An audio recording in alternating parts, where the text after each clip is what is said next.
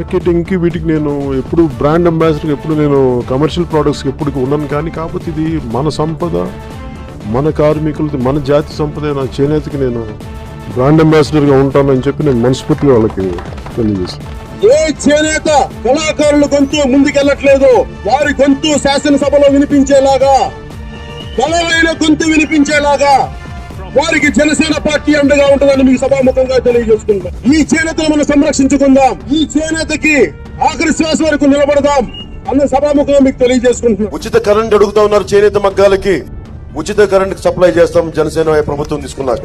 చేనేత చావులు ఉండకూడదు, అదే మా ఆకాంక్ష, అదే మా ఆశయం. చేనేత కార్మికులకి, కలంకారీ కార్మికులకి మేము మీకు అండగా ఉంటాం, మీ చేత మేము కన్నీరు పెట్టించాం, మీకు అండగా ఉంటాం. రాష్ట్రంలో నేతన్నల ఇళ్లకు నెలకు 200 యూనిట్లు, పవర్లూమ్లకు 500 యూనిట్ల చొప్పున ఉచిత విద్యుత్ ఇవ్వాలని మంత్రి మండలి నిర్ణయించింది. చేనేతలకు ఉచిత విద్యుత్ పథకం నేటి నుంచి అమలు కానుంది.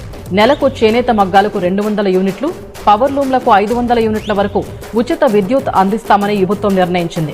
రాష్ట్రంలో 93,000 చేనేత కుటుంబాలు ఉండగా 11,488 పవర్లూమ్ కుటుంబాలున్నాయి. వీరికి ఉచిత విద్యుత్ పథకం అమలుకు ప్రభుత్వం ఏడాదికి 150 కోట్లు వెచ్చించనుంది. ఈ పథకం ద్వారా ఒక్కో చేనేత కుటుంబానికి ఏడాదికి 8,640, మరమగ్గాల కుటుంబాలకు 21,600 రూపాయల లబ్ధి చేకూరనుంది.